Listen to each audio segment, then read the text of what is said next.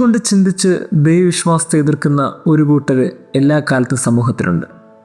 അവർക്ക് ദൈവമില്ല എന്ന് സ്ഥാപിക്കാൻ, വിശ്വാസ രീതികൾ തെറ്റാണെന്ന് സ്ഥാപിക്കാൻ ഒത്തിരി കാര്യങ്ങൾ അവർ പറഞ്ഞു കൂട്ടും.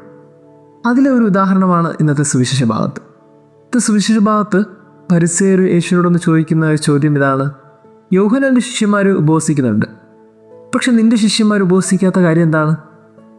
പക്ഷേ യേശു ഒരിക്കൽ പോലും ഉപവസിക്കുന്ന തെറ്റാണെന്നോ ശരിയാണെന്നോ ഒന്നും പറഞ്ഞില്ല.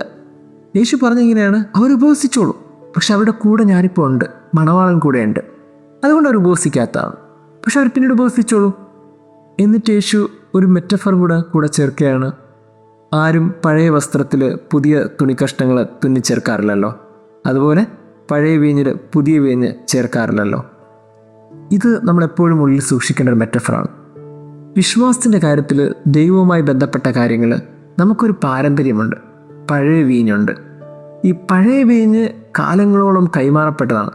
അതിൽ നമ്മുടേതായ പുതിയ ട്രെൻഡിങ് ന്യൂജൻ സ്റ്റൈലിലെ ചില രീതികളൊന്നും ഒഴിച്ചു ചേർക്കാതിരിക്കാൻ എപ്പോഴും ശ്രദ്ധിക്കണം.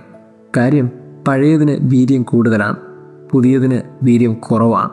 കാലങ്ങൾ കഴിഞ്ഞു വരുമ്പോഴാണ് വീര്യം കൂടി വരുന്നത്. അങ്ങനെയാണെങ്കിൽ കാര്യങ്ങൾ വളരെ വ്യക്തമല്ലേ? കൈമാറപ്പെട്ട വിശ്വാസം, കൈമാറപ്പെട്ട പാരമ്പര്യം, ഇതൊക്കെ വളരെ റിച്ചാണ്. അതിലൊന്നും ഈ പുതിയ രീതിയിലുള്ള ചിന്താഗതികളും യുക്തിവാദങ്ങളും കൊണ്ട് തുന്നിച്ചേർക്കാൻ നോക്കരുത്. വിശ്വാസത്തെ യുക്തിയോട് കൂടെ ചിന്തിച്ച് ആ വിശ്വാസത്തെ വളർത്താൻ സാധിക്കുന്നുണ്ടെങ്കിൽ അത് നല്ലതാണ്. ആ വിശ്വാസത്തെ തകർക്കാൻ നോക്കുന്നുണ്ടെങ്കിൽ അത് വളരെ ഡേഞ്ചറാണ്. സ്നേഹമുള്ളവരെ, എപ്പോഴും ഉള്ളിൽ തോന്നുന്നൊരു ഭയം ഇതാണ്: പലരുമെന്ന് പഴയ വീഞ്ഞിനെ മറന്നു പോകുന്നുണ്ട്. ആ പഴയ വീഞ്ഞിനെ പുതിയ വീഞ്ഞുമായിട്ട് ചേർത്തിട്ട് ആ പഴയ വീഞ്ഞിൻ്റെ മാധുര്യം കളയുന്നുണ്ട്. നമുക്ക് ലഭിച്ച പാരമ്പര്യമുള്ള വിശ്വാസം, നമുക്ക് ലഭിച്ച പാരമ്പര്യമുള്ള ദൈവസ്നേഹം, സഭയോടുള്ള സ്നേഹം, അതൊക്കെ വലുതാണ്. അതിനെയൊന്നും ഈ കാലഘട്ടത്തിൽ ചിന്താഗതികളോട് കൂട്ടിച്ചേർത്ത് അതിനെ മാറ്റിമറിക്കാമെന്ന് ചിന്തിച്ചാൽ അത് വെറും പൊട്ടത്തരം മാത്രമായി പോകും. ദൈവം നമ്മെ അനുഗ്രഹിക്കട്ടെ.